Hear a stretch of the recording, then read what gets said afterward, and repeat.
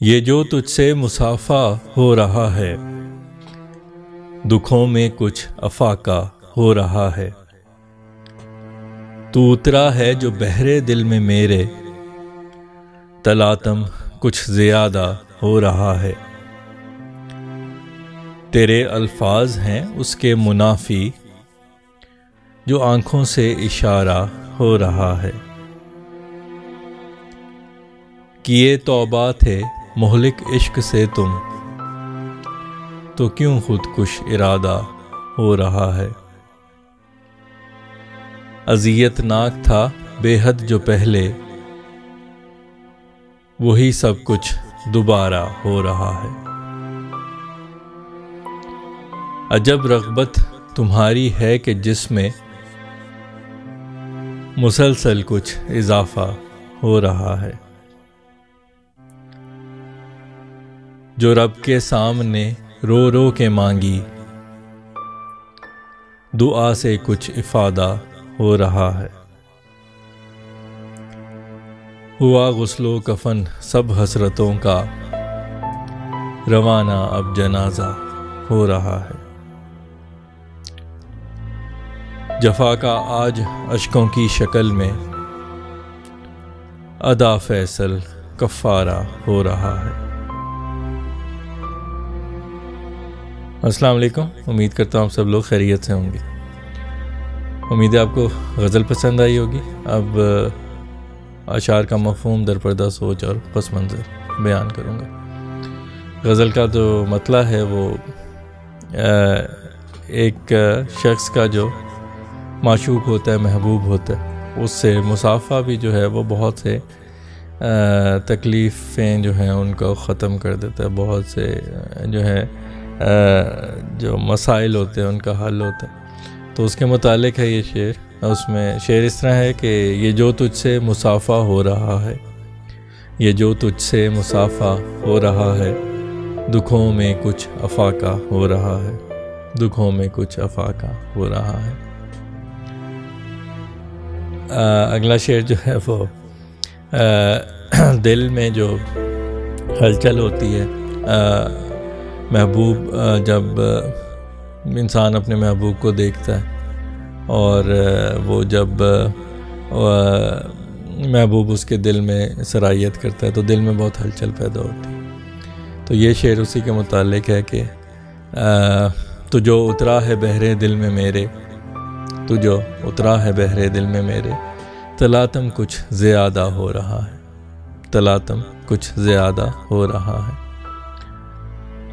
اگلا شعر جو ہے وہ آنکھوں اور زبان کی جو مخالفت ہوتی ہے۔ مثلا آپ کے دل میں جو ہوتا ہے وہ آنکھوں سے نظر آتا ہے، لیکن آپ کی زبان اکثر مختلف وجوہات کی بنا پہ اس بات سے انکار کرتی ہے۔ تو یہ شعر اسی کے متعلق ہے کہ تیرے الفاظ ہیں اس کے منافی، تیرے الفاظ ہیں اس کے منافی، جو آنکھوں سے اشارہ ہو رہا ہے، جو آنکھوں سے اشارہ ہو رہا ہے۔ اگلا شعر جو ہے وہ عشق سے متعلق ہے، جس میں عشق کو جو میں نے ایک مہلک مرض کے طور پہ پیش کیا کہ عشق جو ہے ایک ایسا مرض ہے جو مہلک ہوتا ہے، جو انسان کی موت کا سبب بنتا ہے۔ تو اگر یہ جانتے ہوئے اگر کوئی شخص عشق کرتا ہے تو اس کے جو یہ طرز عمل ہے وہ ایک خودکش ارادے کی طرح لگتا ہے، جیسے وہ خود کو تباہ کرنا چاہتا ہے۔ تو شعر اس طرح ہے کہ یہ توبہ تھے مہلک عشق سے تم، کہ یہ توبہ تھے مہلک عشق سے تم، تو کیوں خودکش ارادہ ہو رہا ہے، تو کیوں خودکش ارادہ ہو رہا ہے۔ اگلا شعر جو ہے وہی اسی چیز کے متعلق ہے کہ اذیت ناک ہوتا ہے عشق، تو اگر انسان پہلے بھی کر چکا ہو اور دوبارہ کر رہا ہو تو وہ اس اذیت سے دوبارہ گزرنے کے لیے تیار ہوتا ہے۔ تو اسی کے متعلق ہے کہ اذیت ناک تھا بے حد جو پہلے، اذیت ناک تھا بے حد جو پہلے، وہی سب کچھ دوبارہ ہو رہا ہے، وہی سب کچھ دوبارہ ہو رہا ہے۔ اذیت ناک تھا بے حد جو پہلے، وہی سب کچھ دوبارہ ہو رہا ہے۔ اگلا شعر جو ہے وہ اس غزل کا میرا پسندیدہ شعر ہے، جس میں میرے حساب سے جو حاصل غزل شعر ہے، اس میں میں نے جو ہے ایک جو ہے وہ ہر انسان کا جو جذبہ ہوتا ہے، وہ نفرت کا ہو یا محبت کا ہو، وہ اپ اینڈ ڈاؤن، یعنی اس میں مد و جزر رہتا ہے، یعنی کسی وقت وہ بڑھتا ہے جذبہ، کسی وقت وہ کم ہوتا ہے، کسی وقت وہ ایک جگہ پہ رکا رہتا ہے۔ تو یہ انسان کی زندگی میں ایسے ہی ہوتا ہے، تمام جذبات میں اس طرح اتار چڑھاؤ چلتا رہتا ہے۔ لیکن یہ جو شعر ہے، اس میں میں نے اپنے محبوب سے رغبت کے بارے میں کہا ہے کہ عجیب سی چیز ہے وہ، جس میں مسلسل اضافہ ہی ہوتا جا رہا ہے، یعنی نہ تو وہ ایک جگہ جو ہے مستقل رہتا ہے، کانسٹنٹ رہتا ہے، نہ ہی اس میں کبھی کمی آتی ہے، بلکہ مسلسل اضافہ ہوتا چلا جا رہا ہے۔ تو شعر اس طرح ہے کہ عجب رغبت تمہاری ہے کہ جس میں، عجب رغبت تمہاری ہے کہ جس میں مسلسل کچھ اضافہ ہو رہا ہے، مسلسل کچھ اضافہ ہو رہا ہے۔ اگلا شعر جو ہے وہ کسی انسان جب کسی چیز کے لیے دعا مانگتا ہے اور وہ دعا دل سے نکلتی ہے تو اس میں دعا میں اثر ہوتا ہے، اور اگر اس دعا یعنی اتنی شدت سے مانگی جائے کہ انسان اشکبار ہو جائے دعا مانگتے ہوئے، تو کہتے ہیں کہ ایسی دعا کی قبولیت بہت، اس کی قبولیت کے امکانات بہت زیادہ ہوتے ہیں۔ تو یہ میں نے اس چیز کو اس شعر میں اس طرح قلم بند کیا ہے کہ جو رب کے سامنے رو رو کے مانگی، جو رب کے سامنے رو رو کے مانگی، دعا سے کچھ افادہ ہو رہا ہے، دعا سے کچھ افادہ ہو رہا ہے۔ جو رب کے سامنے رو رو کے مانگی، دعا سے کچھ افادہ ہو رہا ہے۔ اگلا شعر جو ہے وہ حسرتوں کے متعلق ہے۔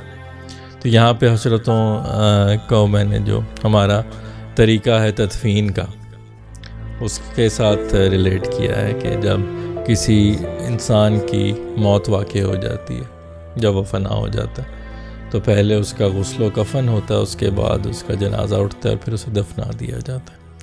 تو میں نے اپنے حسرتوں کے بارے میں یہی تشبیہات یوز کی ہیں، اور اس طرح لکھا ہے کہ ہوا غسل و کفن سب حسرتوں کا، ہوا غسل و کفن سب حسرتوں کا، روانہ اب جنازہ ہو رہا ہے، روانہ اب جنازہ ہو رہا ہے۔ ہوا غسل و کفن سب حسرتوں کا، روانہ اب جنازہ ہو رہا ہے۔ آخری شعر جو ہے غزل کا مقطع ہے، جس میں میں نے جو ہے وہ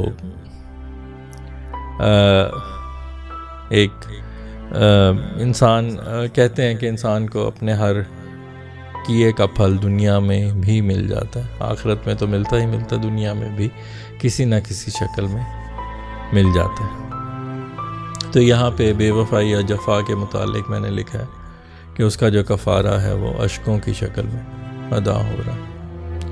تو کسی شخص نے آپ سے اگر جفا کی ہے اور یا بے وفائی کی ہے، تو وہ جب روتا ہے تو یہ جو شعر اس پہ موضوع ہے کہ جفا کا آج اشکوں کی شکل میں، جفا کا آج اشکوں کی شکل میں ادا فیصل کفارہ ہو رہا ہے، ادا فیصل کفارہ ہو رہا ہے۔ یہ جو تجھ سے مسافہ ہو رہا ہے، دکھوں میں کچھ افاقہ ہو رہا ہے۔ جی، تو امید کرتا ہوں آپ کو غزل پسند آئی ہوگی، اور یہ بھی امید کرتا ہوں کہ آپ نے اشعار کے مفہوم سے بھی لطف لیا ہوگا۔ اگلی غزل تک کے لیے آپ سے اجازت چاہتا ہوں، اس دعا کے ساتھ کہ اللہ آپ کو اپنے حفظ و امان میں رکھے، شاد و آباد رکھے، خوش و خرم رکھے، بیماریوں، پریشانیوں اور آزمائشوں سے محفوظ رکھے۔ اپنا بہت خیال رکھیے گا، خوش رہیے، خوشیاں بانٹیے۔ انشاءاللہ اگلی غزل کے ساتھ آپ سے دوبارہ ملاقات ہوگی، تب تک کے لیے اللہ حافظ۔